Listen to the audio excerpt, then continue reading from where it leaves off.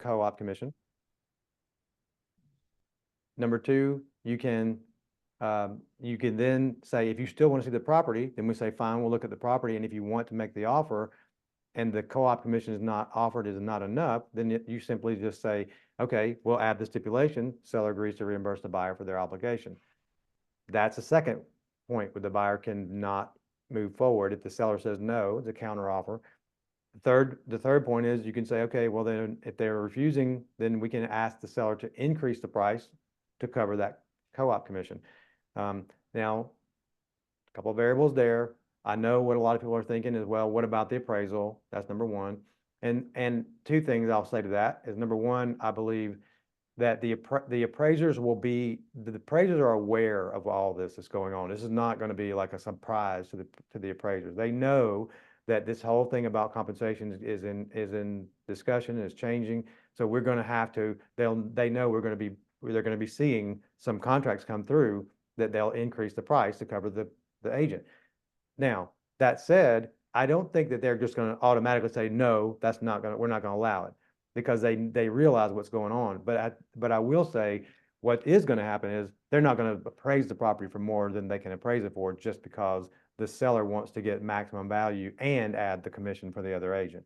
So it's not going to be able to be pushed beyond what is provable on the value. But that will be happening. We'll start seeing the prices. You'll see a list price here, and we've already had some of our agents with builders say, we're going to lower our prices and not pay a co-op commission, but we're fine with paying a co-op commission. They'll just have to add it back to the price. So we've already had people saying they're going to do that, and the appraisers are going to be aware of that too. So I don't expect it to be a big shock. What's going to happen that sellers will get frustrated with is they're going to want to keep what would normally be going to a co-op agent and try to maximize their net, and then try to go back and add it, and that's not going to be possible. And it's going to become a negotiable item. They're going to have to make a decision. The other point on that I want to make is, just like when you are on a listing appointment and you have a deal going, like Mark and I was talking about this morning, you have a deal going and you're negotiating and you're getting close and the numbers aren't quite there.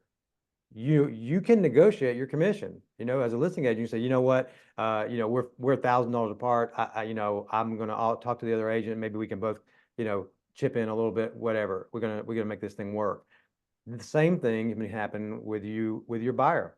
So you can have a buyer brokerage agreement that agrees to pay you a certain amount, and if you start negotiating and you're not quite there, you can say to the buyer, listen, rather than you walking away because the seller's not, paying all of my commission or whatever, you can make the decision to say, I'll be negotiable, if that time comes. One of the things I said as an listing agent in my career, and I got a lot of listings this way, by the way. I was telling Mark, I went on a lot of appointments, a lot of expired listings. I would have to interview against other agents, and I would go in sometimes and they'd say, what's your commission? And again, we're all within, a company, so we're not setting commissions. So I'm just telling you actual conversations. But I would say, this was back in the 90s. The commission for resale was, more like 7%. And they would say, what's your listing commission? And I would say, the commission's 7%. And they would say, well, I had another agent come in here say they would list it for 4%. And my response was, listen, you're not paying any commission until we get to closing. And I'll tell you this, and I would look them in the eye, and I was truthful about this. And I would say, I have never allowed my commission to stop a closing. And it would get their attention. And I said, what I'm saying to you is, there will never be a situation where we're negotiating your contract and the amount of money that we're apart is going to be less than my commission and the deal not work. I will make it work, and so you can do that if you choose. You can not do that if you choose. But the point is, it is an option. You can tell the buyer, listen, you have to have compensation in the buyer brokerage agreement in order to ask the seller to be responsible for your obligation. That said, understand my goal is to get you in the house. It's not to, pull every dime out of your savings account. Okay. So we need to go in, and this is how we're going to do it. But remember, you can negotiate even your buyer brokerage commission if you need to, if you have to. So that's one other point there. And now Mark has a question. All right, Mark. He asked, are you as a broker going to require specific documents as some of the big companies are? Specific documents. So we're obviously going to be looking at what's coming out from our state associations.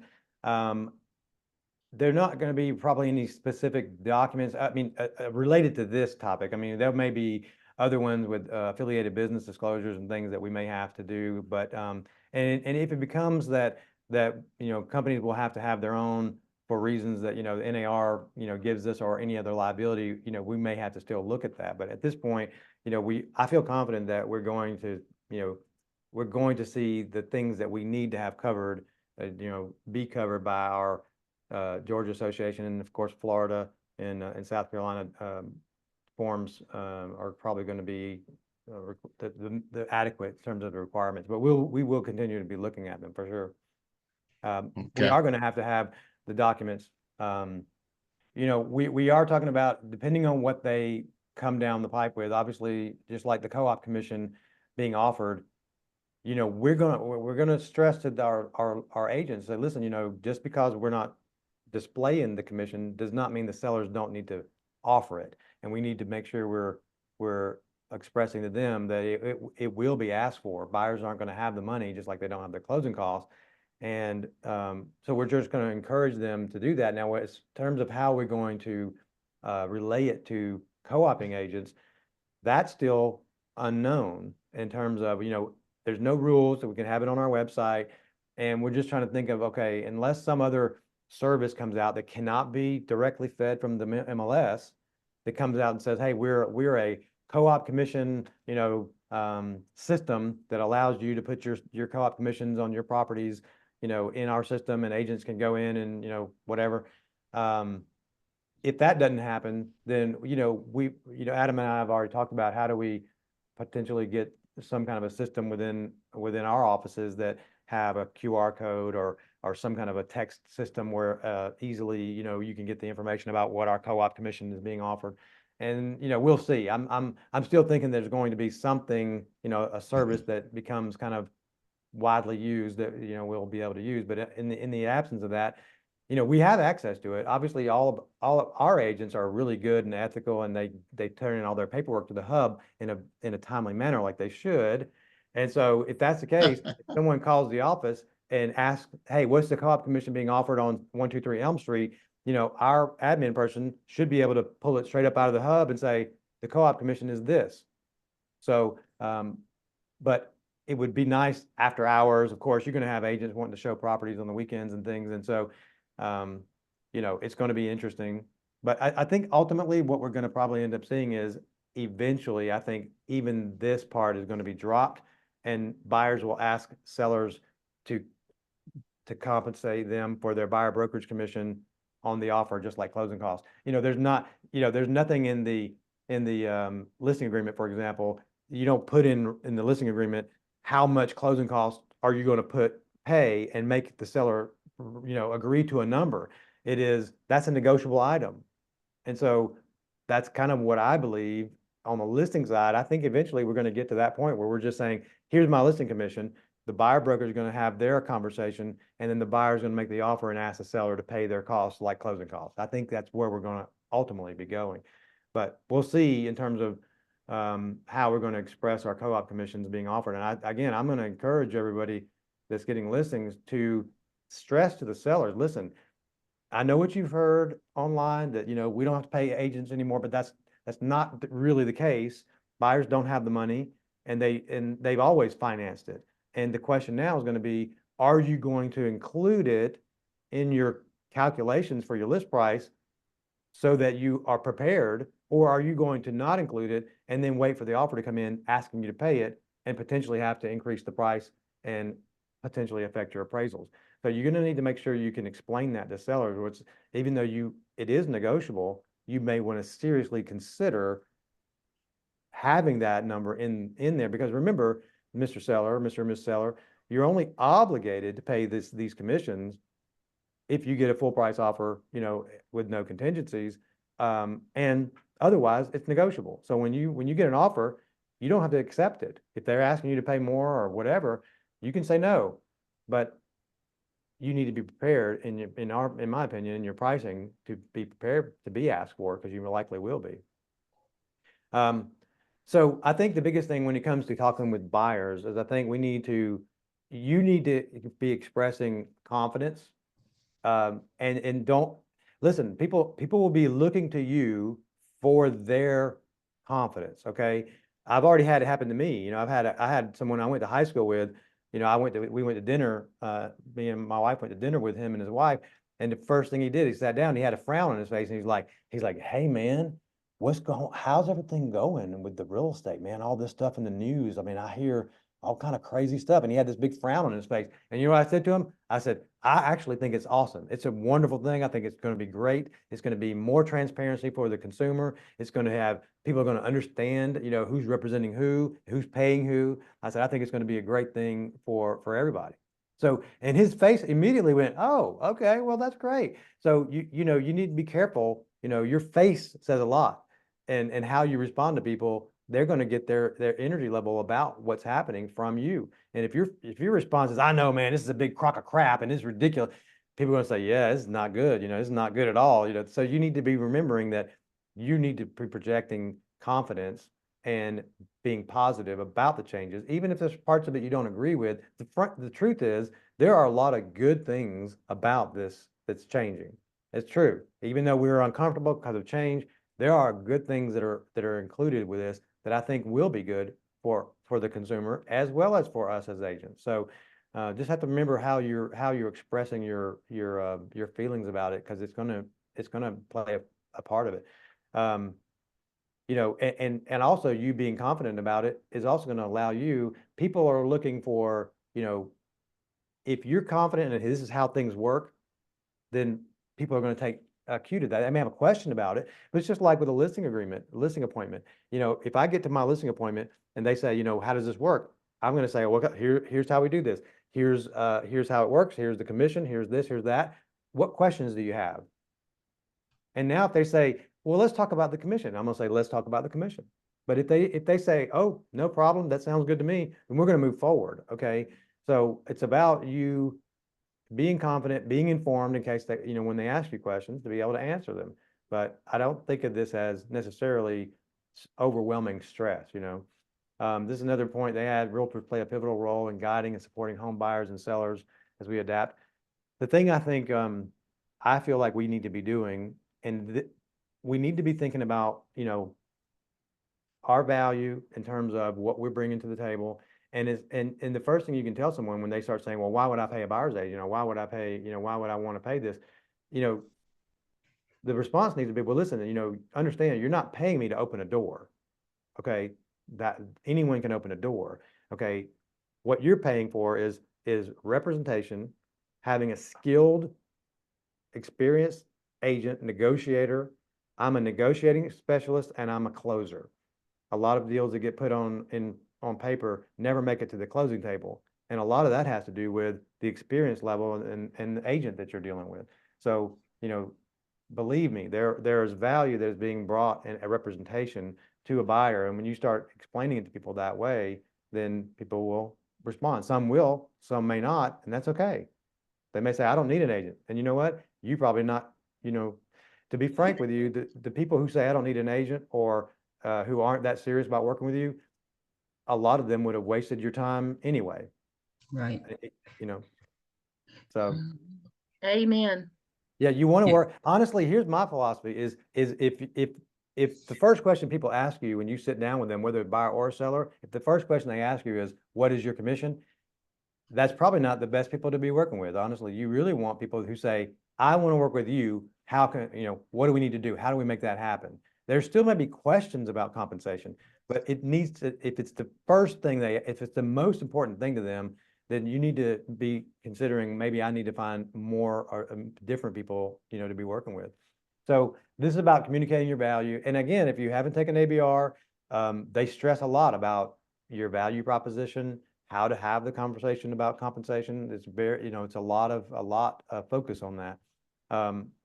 Talk about the stress. You know, people forget too that, listen, if you go back to the 1990s, the number of home sales that included an agent was only about 68, 69%. And now it's 88, 87, 88%. It's overwhelmingly, because even and the millennials are the ones that use the agents more than the boomers, because even though they can find properties, they are intimidated by the process. It's a big deal. A lot of money, it's a lot of emotions, and they want that assistance. So we need to make sure we remember that it's not going to be as simple as, oh, they won't need us anymore. They'll just click. No, that's not going to be the case. Trusted advisor is another catchphrase that I think people need to start using. You're a trusted advisor instead of just a salesperson. You're not an agent. You're a trusted advisor. They're trying to demystifying the home process, buying process. Your experience to navigate difficult negotiations, best offer possible, set the right price, make sure you're getting all the things that you should be getting. I remember I'm not sure if Debbie's on or not. I remember talking to Debbie Faulkner one time about she was talking about having to do a deal where the seller was had hired a flat fee company where they had to do all the work. That the buyer's agent has to do both sides of the work because there's no other agent. You deal directly with the seller. And she was talking about how much of a headache that was. And I said, let me ask you a question off the record. And she goes, yeah. I said, well, that seller saved a lot of the money on the listing side because they went with a flat fee company. And she goes, right. And I said, and having to deal directly with you as a seasoned veteran agent who is excellent at what she does, were you talking about the negotiations, the inspections? I said, did that seller actually save any money? And she said, oh no, they did not. She said, I extracted every penny possible out of them. And if they had an agent, they would have saved money over what they had to pay based on not having representation. I'm like, and that's what people don't understand. Okay. Explain what to expect in plain language. That's another one is, we get caught up a lot of times with acronyms and all these things, and you need to make sure people don't understand all of the acronyms and what verbiage that we use sometimes.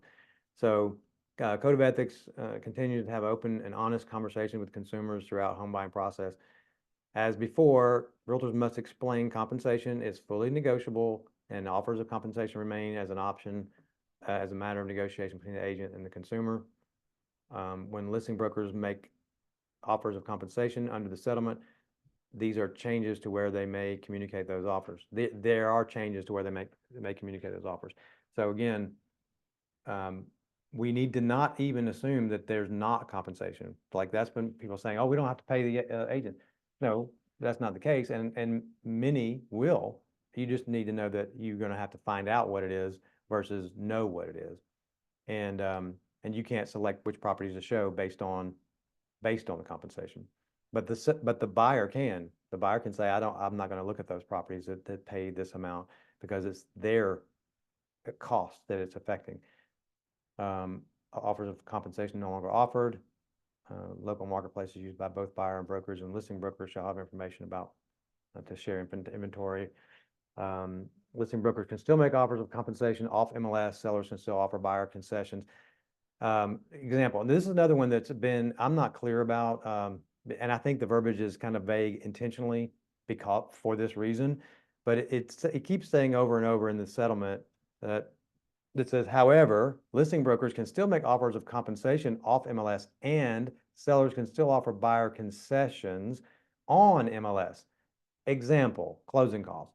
So where it's a little bit vague, and I think that maybe leaving room for adjustments might be that at some point you might see us be able to say things like seller is offering buyer concessions of up to 5% or 6% or whatever. But the catch will be that you won't be able to say if you have an agent. It'll have to be just concessions that the buyer can use for whatever they want to. But they haven't been clear about, and honestly, until we get through some of the kinks of this thing and then a lot of the MLSs, everybody's just on, alert. So I don't think, it's going to be, that's probably going to get flagged in the beginning as they don't want to see those kind of things because they're just nervous about it. But it may come out to at some point, we may be able to advertise in there somewhere, seller agrees to offer X percentage in buyer concessions or, you know, whatever. We'll see how that plays out. Written buyer agreements, you'll need to sign a written agreement with your agent before touring a home so you can understand exactly what services and value will be provided. Written agreements are required in both in-person and live virtual home tours. We'll probably end up with some kind of, you know, QR code or something that you can easily, you know, send to somebody for a signature just to kind of cover your legal requirements there. So it said you do not need a written agreement if you are just speaking to an agent at an open house or asking them about their services. So that kind of gives us clarity. You know, if you're at an open house and somebody walks in the door, no, you don't have to have them sign anything before they walk through it. They've used the word working with the buyer, and that is a little vague. I think the point of it is that before you start to have conversations with people, with consumers, with buyers about things related to agency, you need to have that conversation. And even like comps and what's your opinion about the value and those kind of things, that you need to have them understand clearly what representation means and compensation. Agent compensation for home buyers continues to be fully negotiable. When finding an agent to work with, ask questions about compensation and these written agreements. Several states already have laws regarding buyer agreements. Check your state laws, etc. MLS participants and buyers are not required to enter into a particular relationship and will still be able to enter into any type of professional relationship permitted by state law. So that's, you know, they're not saying which agreements you have to have. It just means you have to have an agreement and they have to understand representation. And that could just mean a customer election. And I think it's going to come down to the process will be just like a seller. A seller calls you up and says, I want to list my house. The next step is not, okay, well, I'll go ahead and put it in MLS and put a sign up, and then I'll meet with you in a couple of days and we'll go with paperwork. It's not, we wouldn't think of that. We go, great, let's get together. Let's talk about what I'm going to do for you and how the process works and sign the paperwork and we'll get started. And that'll be what we do with buyers as well. Facts.realtor is, again, that's going to be a great resource. You should write that down. You should keep it handy. Bookmark it on your, you know, your browser. Just go there and look and see what they've added, because it's going to be where all your resources for anything to do with these changes and compensation and everything are. They're here to support you. Again, they reiterate the buyer ABR course is available for free in 2024. We don't know. Only thing we can assume is that they're not going to be free. It's not going to be free in 2025. They may extend it, but if you haven't already taken it, you definitely should. Honestly, even if it were $299, you should still take it. But it's free this year, so it's silly not to take it, right? So the notes on this whole little presentation, my closing notes was mainly, obviously, stay calm. I keep saying that over and over. That, you know, don't panic. Get informed. You know, watch these videos that the NAR offers us. Listen to, you know, there's a lot of free stuff coming out. There's articles, videos coming out a lot, classes, you know, from get very familiar with the changes to the state, the forms that you're using, regardless of where you're at. Make sure you're intimately familiar with all of the documents that you're needing, especially your buyer brokerage agreement, your commission agreements. And make sure you're informed so you know what is happening and what has changed. And project confidence. Make sure when you're talking to people that you say, yeah, this is a great thing. I'm excited. It's going to be great for the consumers, and we're excited to be, you know, that it's all going in a more transparent direction, and it's going to be a good thing. I think that's what we need to be expressing. Hey, Shane, we have Yeah. a couple of questions in the chat. All right, let's hit it. I'm almost done, but we'll go ahead. If there's any questions that we want to talk about now, and then I'll just hang around for conversations after that. But what do we have in the chat here? Let's see.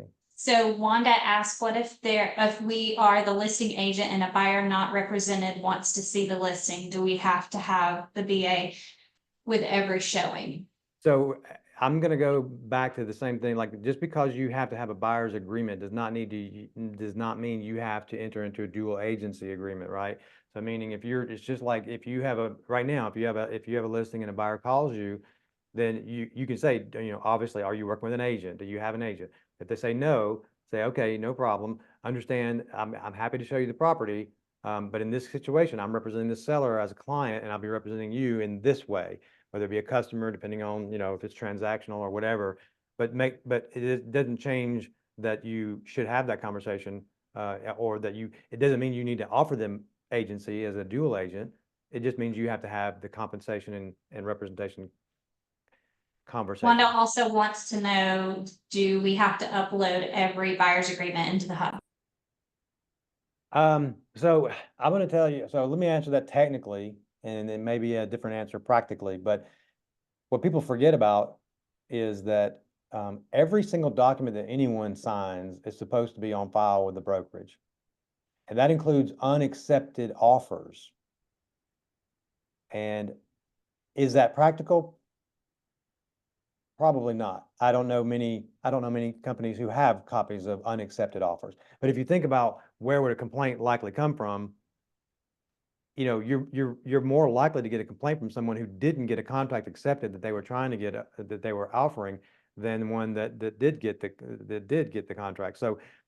So I definitely, whether the policy is you have to upload all these or not, you should definitely keep them accessible, because if something comes down and somebody complains, you're going to need to make sure you have access to all those documents. So the technical answer is any document that's signed by anyone should be in the hub, on file with the company. That also, by the way, you can also upload a buyer brokerage or a listing agreement. Think about it this way: if I had 10 listing agreements, would I need to upload those in the hub? Well, sure you would. That's their listing agreements. They're legal documents. Remember, there's 4 contracts in real estate. Okay, there's the purchase and sale agreement, which everybody acknowledges. There's a listing agreement, that's a contract. There's a buyer brokerage agreement, that's a contract. And the offer of compensation is a contract. It's just between the companies, not the clients. But those are 4 contracts in real estate, and they're all legal binding documents that have implications. So yeah, technically, any buyer brokerage that's agreed to, accepted, should be uploaded. And again, if you're not going to be working with that person, then you can go in and you have an expiration date or whatever. So yeah, the answer is yes. All right, and I only got a couple more bullet points that we'll talk about, and then they'll kind of open it for conversations. But things to express to the buyers: the importance of representation. Obviously, that's one, that how important it is for them to have representation, because the listing agents represent the seller, and they're going to be looking out for their best interest, which is true. And it's important for buyers to be able to have representation, and how closing costs are the same. Basically, buyer's brokerage commission is a closing cost of the buyers. It's a cost to the buyer, and that's where the lawsuit, as well as the Department of Justice, is wanting it to go to. It's wanting it to go to be clear that these are costs associated to the buyer's process. Same thing like a mortgage closing cost. So we need to explain, hey, listen, it's no different. When you get a mortgage, you're going to have closing costs. It's not the seller's cost, it's your cost. Okay. But we're going to ask the seller to pay for that.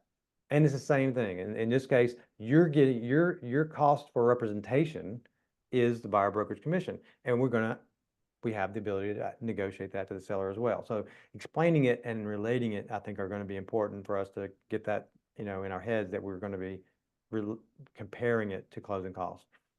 And then also demonstrate how the buyer can negotiate this. And in the ABR class, they talk about the 4 opportunities for the buyer to not be obligated to pay the commission. And it starts with, the first thing is the buyer can choose to not look at properties that are not offering a compensation to the buyer broker of whatever amount that they want. So if they agree to this amount and the seller is only paying at the lower amount, the buyer can say, I'm not going to look at that property. That's the first time they get a chance to not be obligated. Then they can add the stipulation to ask the seller to reimburse them. The seller can say no, but that's a counteroffer. That becomes the second opportunity the buyer can walk away. The third one is you can negotiate to increase the price and pay the co-op commission that way. The seller can say no, or the appraisal could come in low. And in those 2 situations, the buyer still has the ability to walk away. So, and in the last one, which we always forget about, is, it's not required, but the last step is, if we get that far along and we still, let's say we increase the price by X% and the appraisal comes in a little bit low. Well, the last step is we can also negotiate my commission because I don't have to, but if I don't, we're not gonna have a closing. And if you stress that, hey, look, my job is to get you in the house and I'm not gonna let the deal fall apart for this compensation. I want to make sure it doesn't come out of your pocket and this is how we're going to do it. So these are ways you can explain it to the buyers that way. And the seller's notes, they need to understand, number one, buyers should be allowed to have representation. So you don't want to say, you know, we don't want you to have representation. That's obviously not a good thing. So with that being said, Mr. Seller, Mr. and Ms. Seller, you understand the buyers have always financed their agent's commissions. It's just been done through the listing agent commission to the buyer's agent, but it's always been financed. And it will still continue to be that way. The buyers will not have the money come out of their pocket in most cases, just like they don't have the money for closing costs. So when you understand that, understand that what's changed is not the cost associated with the buyer's agent. What's changed is that it's just not going to be displayed in our MLS. So you can choose, just like you could have last year. You could have chosen not to pay a co-op agent, but that will impact you for the legal reasons. It used to be you would say, you know, agents won't show your house. That's not legal or ethical.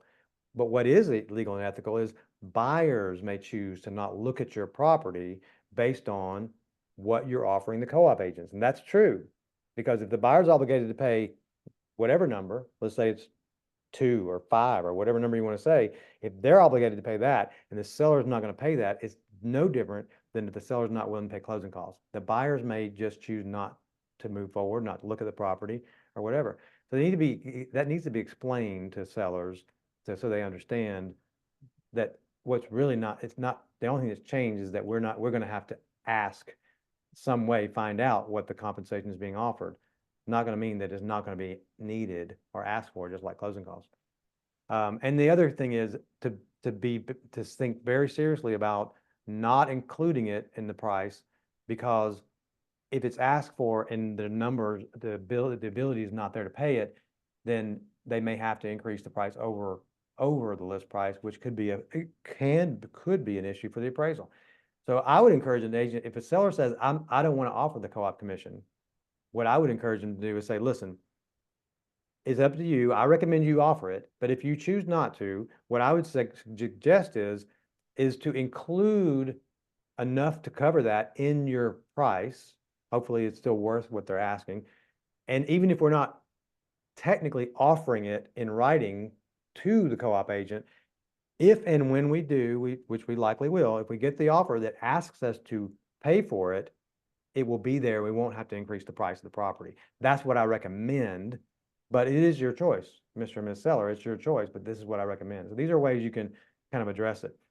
And then that's the last point of it is that we will find a path forward. That's what I'm telling everybody, is we don't know exactly what it's going to look like, but we do know there will be a path forward, and we'll just have to continue to adjust and adapt through it. So that was all. I'm going to stop sharing the slideshow, and we'll just kind of open up for any questions or conversations about it. And of course, you know, we're not going to be able to get everything answered, you know, here, because everybody's got places to go. But I'm also going to be on whatever it is, Shane's coffee call or something like that in the morning. Virtual coffee with Virtual Shane. coffee with Shane. So I'm going to have that in the morning. I'll try to start doing that. If people show up, I'll continue to do that every week or whatever. And of course, still be available for phone calls and, you know, situational things to help with this new transition. So does anybody have anything specific about what we talked about tonight? How will that affect the listing agreement? Because it does have the co-op amount on our current listing agreements. And that shouldn't change. Remember, it's only going to be that we aren't going to be able to see it on the MLS. And that's Right. that's the point to make to the sellers. Listen, you know, it's here for a reason. We're gonna state on here what we're going to offer, and that will be what we offer, right? It's just going to Which be is the what I agent. tell my sellers. Look, Yeah. we got buyers agencies coming in here. We want to co-op with them. Right. Because I will not, more than, 9 times out of 10, I'm not going to sell your listing. Listen, to your point, One of the things that I told when I was a listing specialist was I would say to the seller, listen, you need to understand in most markets, the co-op percentage of sales is in the 80% range, which means your listing agent's not going to be the one to sell it. It's very unlikely that your listing agent is going to be the one to sell it. And that's a factor that you need to be thinking about. And as you're putting the incentives to show your property, in this case, you're not showing the co-op commission is not going to be necessarily shown to the agent as an incentive, but the buyers will know. And some of the buyers may choose not to look at your property. And that is true. Marshall had a question. He asked, Marshall Jen asked, can you work with a buyer to show multiple listings under one buyer brokerage agreement? Yeah. Yeah. Yeah. That's another thing. I didn't mention that, but that's a great point. That your buyer brokerage agreement can be whatever you make of it. In other words, you can make it for one day, you can make it for one address, you can make it for a zip code, you can do anything. If the buyer's like, well, I'm uncomfortable signing a long-term deal, you can say, listen, we can sign a one-day agreement. What I recommend is you say, listen, instead of offering a short-term buyer brokerage agreement, what I would recommend is say, listen, let's do this. I will agree to give you in writing the ability to terminate your buyer brokerage agreement with a X day notice, say 30-day notice or something like that. And that way, what happens is you go ahead and do the longer term, but give them the ability to terminate so that they're comfortable with the longer term, because the likelihood is they won't terminate and you'll end up with a longer listing term, buyer brokerage term, than if you say we'll do a 30-day and then renew it and renew it and renew it. It becomes less likely that they renew it over time, so. But yeah, you can put any criteria you want. You can put a zip code, you can put, a subdivision, you can do whatever you want. Fewer restrictions, the better, in my opinion, Well, Angela has a question. Yeah, Not a Mhm. question, a comment. comment. The buyer's brokerage agreement, it goes from 0 to $1 million. It goes from the counties that I'm serving. So it's land, commercial, residential. So whatever they're buying in Yeah. that term, that's what I put in my buyer's brokerage agreement. But going back to the sellers and not wanting to pay a co-oping commission, I've already had that come across me and I've refused. And I told them, I'm not marketing, I'm not spending the money and the dollars that I spend on marketing your property if you're not willing to pay a buyer's agency, because they bring the buyers. It is my job to bring the buyers to the house, but it's the buyer's agent typically that brings the buyers. And he's like, whoa, wait a minute. I think you misunderstood. I'm like, no, I didn't. Mhm. So anyway, we were able to talk through it and we got the listing and we Yeah. sold it. But And- it's educating. That's a good Yeah. point. And that reminded me, another point that I want to remind people is that there is a conversation about what happens if your buyer brokerage agreement is less than what the seller is offering. Now, we know that if it's more, it's clear. If you have a buyer brokerage agreement for 3% and the seller's only offering 2%, that means your buyer will be obligated for the 1% difference unless you negotiate that with them. And if it's the opposite of that, if the buyer brokerage commission is say 3 and the seller's offering, what if you have NAR or one of the builders offering 4 or 5? They're according to NAR, they're saying that your extent of your ability to collect commission will be based on your buyer brokerage. So if you only say 3, then you may not be due the 5. Now there's some question about that, but the way you absolutely resolve it is you can put your buyer brokerage commission to be a range. So you can say anything between X and X, then your obligation will be considered to be satisfied. But remember something. If you go below what your normal is or what you're expecting or what you would like to ask for, if you put anything between, I'm just making this up, but let's say you said anything between 2 and 5 or something like that. The problem there is if you ask the seller to reimburse the buyer for their obligation under the buyer brokerage agreement, that's going to be 2. So be careful before you put in numbers. Just know that you can negotiate, just like for example, with a listing, you can negotiate your commission, but if you put it in writing, then that's the maximum you're going to be able to get. So I would rather have a higher number and there'd be an ability to negotiate down than to start off with a lower number. So that's just a thought. Well, I'm thinking that with that, you can do the 3 to 5 or 6%, or you can also add the verbiage, any bonuses or incentives paid by the builder. You can add the verbiage in there and that will be Right. covered. I agree with that. And listen, there's going to be, I assure you, just like I said, that we'll find a path. There'll be a lot of things coming down the pipe that will be like, oh, here's how we handle this situation. Here's how we handle that situation. Now we talked to, in Georgia, we talked to the attorney for the Georgia Association of Realtors, and she told us about the updated forms coming out, that they were not going to, at this point, she did repeat, at this time, we are not going to change the structure of our contracts significantly. We are going to still continue to allow people to use the stipulation in the stipulation library about, the seller agreed to reimburse and things like that. She said, and we will see over the next few months what the real world application becomes, and that's what will determine what we'll do on the forms, next year. So I think that we're not gonna see, at least some states are not going to make major changes to the structure of our agreements, but they're going to give us slight changes, verbiage. They are changing out different words. And then I think what'll happen is any major changes that we see will come, January and beyond, after they see how this is actually playing out in the marketplace and seeing what we need. So, but I think we'll just understand that they will be updating us and getting us more tools as they see how it plays out in the marketplace, I had one thing to say for all those folks who have taken the ABR within the past, I don't know, past few months. The ABR packets and the ABR certificates are delayed at this time. So we're looking at an average of about 5 to 6 weeks for turning those around. Thank you for that reminder, Mark. That's actually, I got that info from Mark today, and we put that into motion. We've already sent out emails to about 250 agents to let them know that. So thank you for that update. Yeah. People that took it in April, they're fixing to get their packages. So Right. Wanda asked, are we still able to represent buyer as customer and seller as client on a purchase and sale?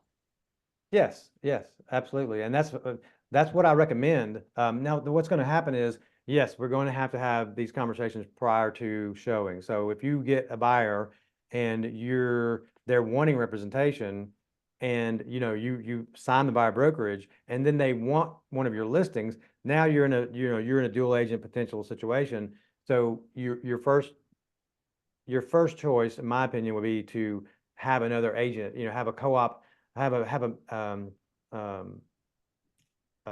a dual agent, but a designated agent partner in the company that you can say, hey, this person is being represented. I've already got a buyer brokerage, but I want to assign someone to represent them. Would you be willing to represent this buyer? And if you will, I'll pay you a X. Again, that's negotiable. It doesn't mean you have to give the entire buyer brokerage commission away. It just means that you're wanting them to have a representation that's separate from you. So you can say, well, I'll pay you a 20% or 25% referral fee for just representing them in this transaction, because I want to separate, from being a dual agent.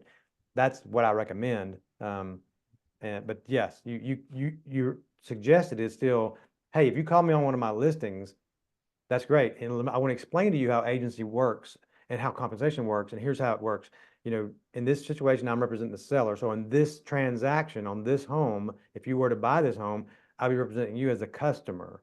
And here's how that would work. And then they understand agency, and you're not crossing the line. And then your listing agreement should have, it will have what is the compensation. That's another reason why you need to be thinking about how you stress to the seller their obligation, or their offering of co-op commission, because whatever they're offering the co-op commission, it could be you if buyers are contacting you directly. So just remember that too. So we keep receiving questions. We've gone over quite a bit. I just wanted to let you guys know there are tons of questions out there. If you guys want to join the virtual coffee tomorrow, can you hear me? Yeah, we can hear you. Okay. If you guys want to join the virtual coffee tomorrow, that would be awesome. I put that link in the chat. I also put a link in the chat for the huddle tomorrow as well. If you guys want to join that, it's at 6 p.m. The virtual coffee is at 10.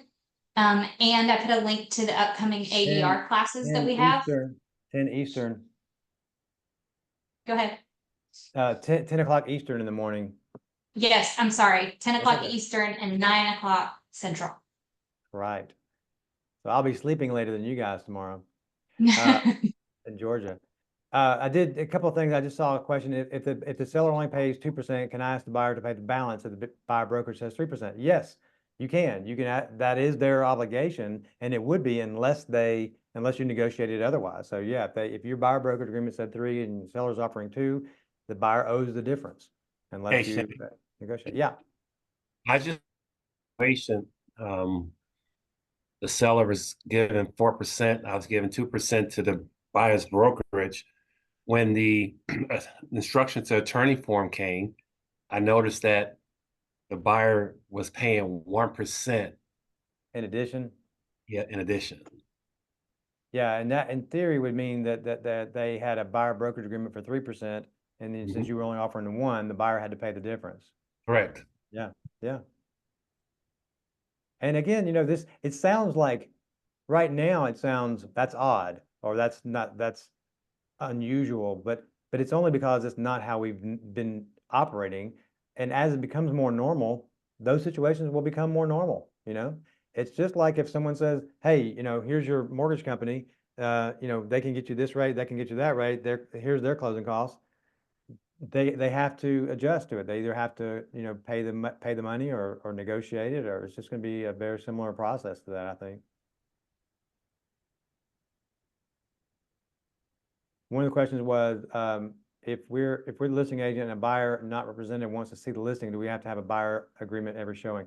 So it is saying before touring a property, it doesn't say you have to be representing them. It can be a customer election, or can be, they just have to know you're not representing them or you are. And remember too, our listing agreements in most cases are going to be, the co-op commission being offered is going to be offered to the co-oping agent who is the procuring cause of sale. And that may be you. So want to make sure that if it's differentiating what commission you're offering based on representation, just remember that it could have an impact on what you can collect if you are the other agent. So let's say they're a customer and you're doing client customer. If there's a differentiation of what you're offering client buyer agent versus customer buyer agent, it may impact you. Now, in some places it won't. Florida is going to be a little bit unique. They specify, up until now, they've been specifying on MLS what co-op commission is being offered based on how you represent someone. If it's a client, if it's a customer, if it's a transaction broker. And so it may be a little different, how that plays out in Florida. We'll see. But in Georgia, there's only one option. You're paying a co-op, you're paying this to the listing brokerage, you're paying this to the selling brokerage. And remember, if you're agreeing to take a lower commission in the event that you're the buyer's agent, that is a variable rate commission, and it has to be designated in the MLS that way. A lot of agents don't understand what variable rate commission is. They talk a lot about it in the ABR class, but it just means that if there's multiple offers and the listing agent has one of the offers, it's important for the other buyers and the agents to know that there is a variable if they accept the listing agent's offer, and they need to know what is the variable. Is it how much difference is it? Because if I'm bringing a full price offer and there's multiple offers and the listing agent's bringing a full price offer, my buyer's at a disadvantage, and I need to know what that differential is so they understand how they need to adjust their offer so that the seller is inclined to have it a fair offer. So just remember that if you're agreeing up front to take a lower commission, if you have the buyer, you need to display that in MLS as a variable rate commission. Yes is the it'll say yes or no. Anybody else have anything good? Shane, what was the cutoff date for Georgia MLS For what? for adding the commissions? Like Oh, when and by the way, that we don't have to do anything. It's going to be automatic. It's just going to be gone. In other words, we just won't be adding it. So if you've already put a listing in there, as soon as the date comes, it's just going to be not visible. So it's not that you have to go in and make any changes. when you, after that date, and I'm not sure if they're going to be July 17th or whatever date, but it's got to be done by August 17th. But what's going to happen is when you're putting in a listing, once they change it, there won't even be a question about what is the co-op commission. There won't even be a question. You won't have to type it in. Okay. So you won't have to do anything. They'll take care of all of that on their end. Will they take out the variable rate question? Though my understanding is the variable rate is going to stay in there because it doesn't say what the amount is. It's not about how much we're offering co-op agents. It is this explaining to co-op agents that if there are multiple offers, that I'm going to receive, my seller is going to pay less commission if I'm one of the offers. But I'm going to warn you about the variable rate commission. 90% of agents don't understand that. So whether you say variable rate is yes or no, you still need to ask the agent. If you're making an offer and you hear the agent say there's multiple offers, the first thing you should ask is, great, are any of the offers yours? And if they say no, it doesn't matter if there's a variable rate commission. It's only going to be a matter if there's multiple offers and one of them is the listing agent. If they say yes, some of them may get defensive and say none of your business or whatever, but it is your business. If they say yes, it is, one of the offers is mine, say, okay, great. Is there a variable? Is the seller paying less commission if you bring the buyer? And if so, what is the variable? That is the question that they are required to answer. If they refuse to answer, then you might just politely say, listen, I know it's a little confusing, but you may want to call your broker just to get clarity on what you're supposed to disclose, on this. And hopefully their broker is up on it like you are. Yeah, well, again, I'm telling you that not a lot of people understand the variable rate commission at all. Because in the past I've been told, is it worth it? Just take whatever the seller gives. But now I know I have a right to go to the buyer and ask for the other 1%.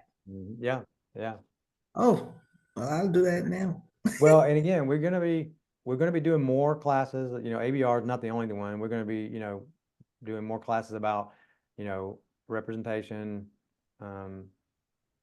buyer agreements, and make sure we have open lines. If you have a question, if you get confused, or somebody throws you a curveball, we have support. Cedric's around, Marshall's around, different people. Lee down here in Florida, Angela in South Carolina. There'll be people available that you can ask questions to if you have them. I had saw one, but I somebody forgot ask. it. I What's see that? somebody asked about the BA requirement going into effect. Technically in Georgia, you're supposed to have a BA regardless. You're talking about the buyer's agency The agreement? buyer's agreement. Yeah, we're supposed to have a buyer's agreement. Well, and there are default positions. If you don't have anything in writing, that in Georgia, you're considered a customer if you don't have, but you should have them. And what they're saying now is they're going beyond what you should have and saying you have to have something in writing. And that's going to be the deadline, according to the lawsuit settlement, is going to be the 17th of August that we will have to have those things in place. But obviously, why wait? Most of the MLSs are changing their displays of co-op commission, as of this month. And so, okay, thanks, Amanda. So yeah, we need to go, we should be doing it. We should have already been doing it, but if you haven't been, then now's the time to get better at it. And if you haven't taken the ABR, you should take it because it goes in depth about the conversation and the buyer counseling session and how important it is, and what things you need to cover and things like that.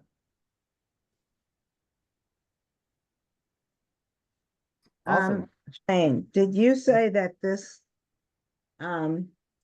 is only, is this only for agents that are realtors? Well, the only requirement is, yes, is an NAR settlement. So it's only the protection from the lawsuit is only for realtor members. And now what's going to happen is still going to affect everyone because you're not going to be able to see the co-op commission on MLSs that are ran by realtor-owned associations. So yeah, so if you're not a realtor, then these rules don't really apply to you. You don't have to have a buyer, agreement in place, et cetera. This is not a license law issue. It's really a membership to the Realtor Association. and a membership within the MLS system. So the MLS is only changing that they're not going to display the commission, and that you know, we will have to express the co-op commission off of MLS. The National Association of Realtors is saying we are required to have buyer's agreements in place before touring properties. But so the requirement is only there for realtors, but the practical, you know, requirement is there for everybody, because, you know, this is how we make sure we don't get sued, you know, as agents and brokers, even because we have non-board company, you know, on the Georgia side that are agents who aren't necessarily realtors that are in our organization. And but yeah, I think we're going to probably still need to adjust our business practices in line with this. That's why I don't understand exactly if FMLS, they've said they're not going to change their policy and they're going to display co-op commissions, which I don't understand how they're going to do that without getting a lawsuit themselves. But that's, you know, that's up to them to make that Here decision. they are. Well, I'm a realtor, but the reason I ask is, I was talking to an agent who isn't, and I was asking if they were coming to the meeting. I don't know if they made it or not, but anyway, so, I thought it was for all agents, regardless, It affects all agents regardless. because of the MLS membership, you know, is across realtor lines. And so it affects everybody, but the rules about what you have to do in terms of the buyer agreements and things are only required by the board and the realtor members. So there's not a requirement on them. And remember, even that, if you break, and again, that's good. There are going to be people breaking the rule. There's no question, because it ultimately is not a license violation. It is a rule violation for the membership in the National Association of Realtors. So your membership could be revoked. You know, you could have a complaint filed on you with the Board of Realtors. Those are things that would happen. It's not a license issue. There's no one coming after someone's license for breaking this rule or breaking these rules. It's just going to be a realtor member. So there will be people that will, you know, cross the line and they'll show property without a buyer brokerage or without an agreement in place. And we will have to deal with those, you know, people, and we'll have to be vigilant and, you know, file complaints on people who are doing it repeatedly, because, you know, it's going to affect, you know, everyone else. And so we'll need to be, you know, looking at that. But Well, I was just trying to understand how the person that's not a realtor, how this, I guess, if I just, like I said, I thought it was for all agents, period. I wasn't even thinking it, you know, even though I been hearing NAR, I just wasn't thinking. So how do you, and because you do have the unlicensed side, I mean, they don't have, you're saying they don't have to follow these rules? Well, what's going to happen is they're going to be forced to follow the compensation, the co-op commission being, you know, it's not going to be an MLS for anyone. So it's not just going to be realtors. Anyone who belongs to an MLS that's ran by the Realtor Association, they're not going to have co-op commissions being displayed. So they're going to have the same process that everyone else is going to have to do. You're going to have to reach out to the agent somehow and ask them what the co-op commission is being offered. And, you know, those will be that's just going to be a reality, except for potentially like FMLS, you know, they may display it like they've always done. The other side of it, which is they're wanting you to have the buyer's agreement in place before touring homes. That's a NAR rule. It's not so if you're not a realtor, there's no one to complain to if you don't. So it's not a license violation. It is a membership in the NAR Realtor Association. So even if a realtor doesn't follow through with having buyer's agreements in place, it's going to be, again, it's going to be a complaint to the Realtor Association. It's going to be like an ethics issue or a rule violation. That makes sense. Yeah, it's not going to be anything to do with licenses, for example. Somebody asked what was anything about, let me go back and look at this again so I don't miss Amanda had to leave. Somebody asked, where's my chat? Somebody asked about what about listing agreements that are in place. So again, the documents that we have now that you've already gotten signed, there's not going to be a requirement to go back and re-sign them under any new agreements. So if they've offered co-op commissions, then they've offered it. it's just not going to be displayed. That's the only thing that's changing is there's no display. So if they've offered co-op commission, then they're still going to be obligated to pay a co-op commission unless you do a new listing agreement or change it. And remember that the amount that they're offering for co-op commission has to do with procuring cause of sale. So it's not about, it's about whoever brings the buyer that's a procuring cause of sale, we're going to pay this co-op commission.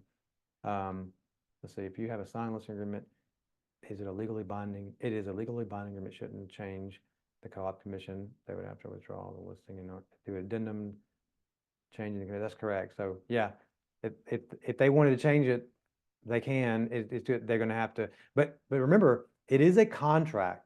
Your listing agreement is a contract between the listing broker and the seller. So the seller can't just say, I changed my mind. I don't want to offer this or that or the other. You can go back and amend that contract, but the broker, the listing broker has to agree as well.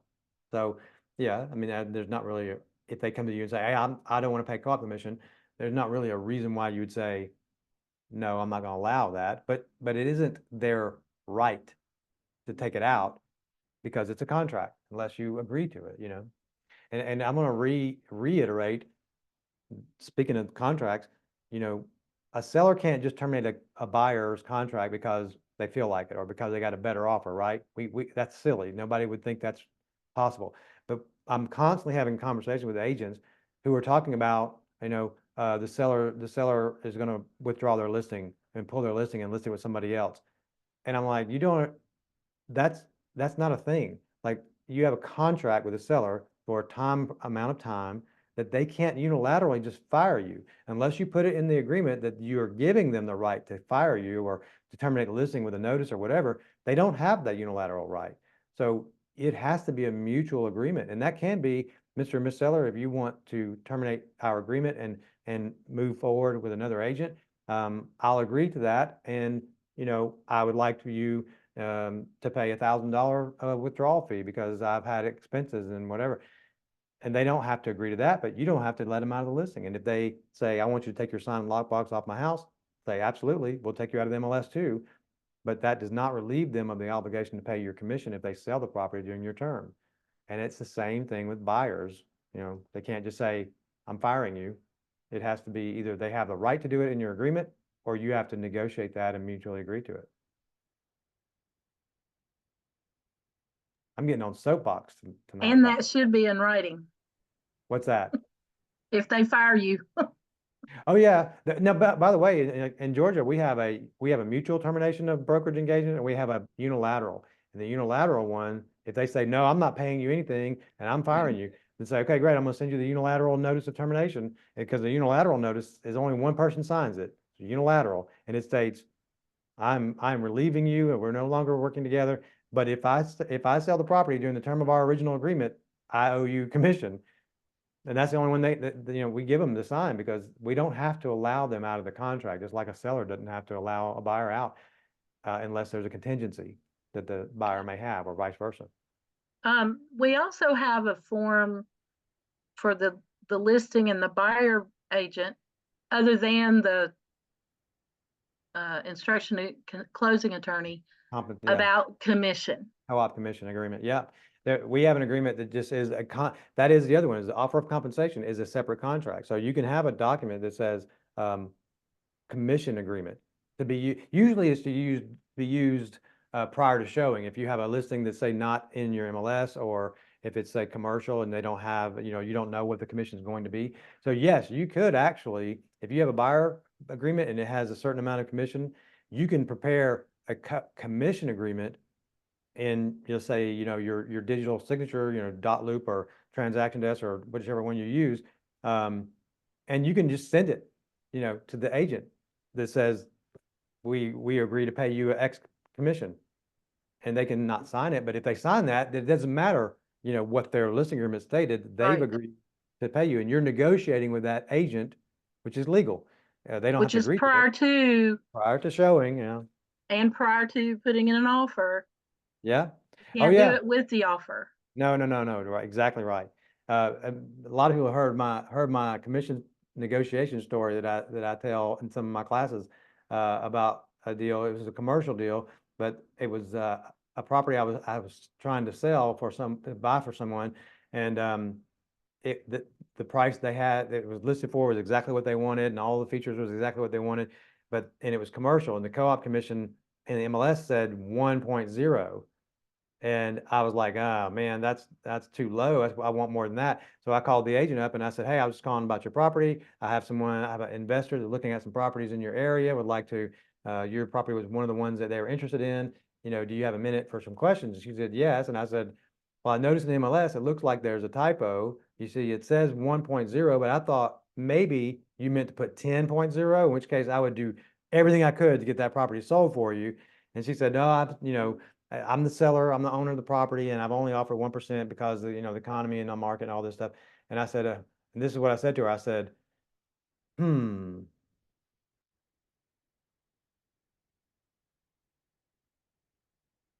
she said, I mean, Shane, I do commercial also, and I know that most of the time, on commercial, you would get a 4 or 5% commission, but you have to understand the economy and the market and all that. And then I said, right.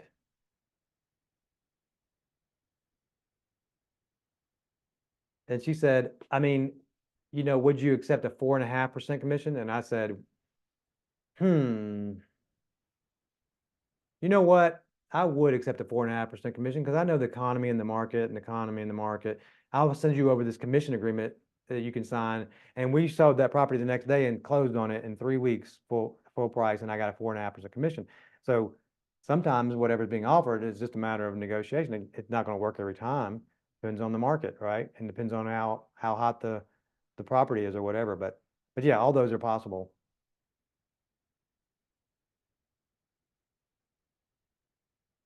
Who else got some good stuff? I know it's getting a hell job. I told everybody it was going to be an hour, and now we're at an hour 44. We had technical problems, but I appreciate everybody showing up. And I'm going to be on in the morning again. If anybody wants to jump on and chat about it and just shoot some ideas around or whatever, it's just going to be a process until we get used to it.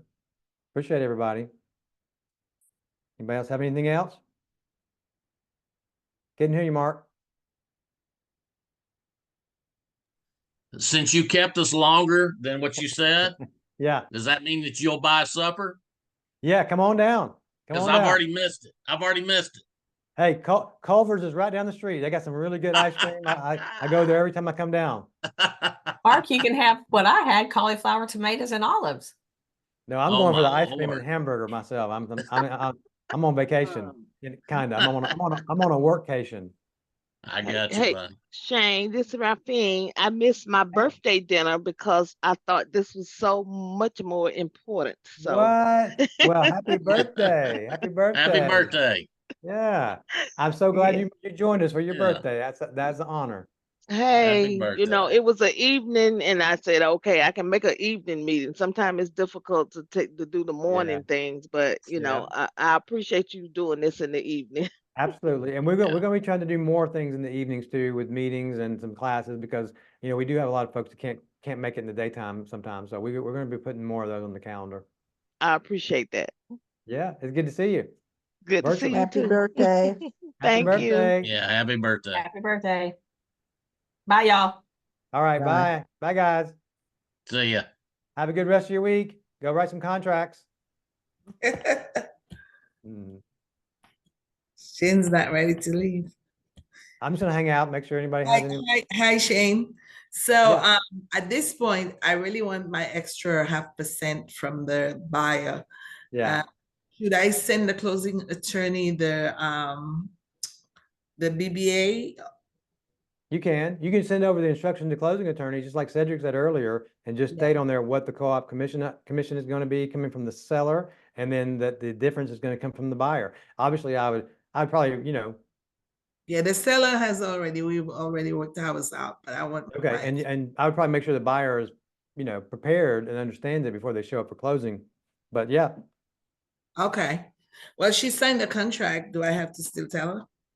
Well, I mean, she probably will. I mean, I'm just saying, just so she's not surprised at closing and cause a problem, I would make sure, she'll get her documents and, before closing. So make sure she reviews it and is aware of it. Right. Okay. Yeah.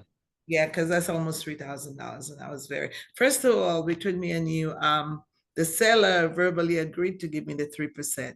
Yeah. And then all of a sudden, when it was time and I kept asking her to send me the form to sign, she was like, well, we didn't put it in writing.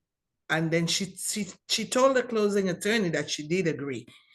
But all of a sudden they changed their mind. And the closing attorney said, well, you're not supposed to do that. Integrity matters, you know? Mm-hmm. Yeah, she Yeah. refused. And she Yeah. said yeah, and I trusted her. And now it's Well, closing time. yeah, I mean, it's obviously we're a trust but verify. So, I mean, it's going to be, I everything know. needs to be in writing when you In do. writing, but I Yeah. kept asking her because usually they send me, the seller would send me the agreement form, the commission split. Well, And but you, right now though, you're the buyer's agent. yeah, Well, then whatever was in the MLS as your co-op commission, that you can enforce that. 2.5. Yeah, she agreed. They agreed on that, but Uh, verbally she said she was gonna give me the 3%. oh, she verbally said 3. I get it. I get it. Yeah, Yeah. because I told her, I said, why 2.5%? And everybody else was offering, I had like two other choices. Right. Then we'll give you the 3%. Let me talk to the seller. The seller agrees to give you 3%. So, taking her at her word, I'm like, okay. So I was like, can you send me the commission split? When she sent it at 2.5. I said, but I thought you said 3. She's like, well, we didn't put it in writing. I'm like, okay, let your conscience be your guide. I said integrity matters. And yeah. So I'll send the BBA to the closing attorney. And Yeah. okay. Talk to you soon. Perfect. Call me if I can help you. Yeah, we were supposed to close on the 1st. I mean, it's been a roller coaster. Yeah. Long Well, story. good luck with it. Let me know, what Yes, happens. yes. We're gonna Okay. close on the 18th. Yeah, that's good. That's good. Yes. All right. All right. Talk to you soon. Okay. Talk to you soon. See you later. Bye-bye. All right. Bye.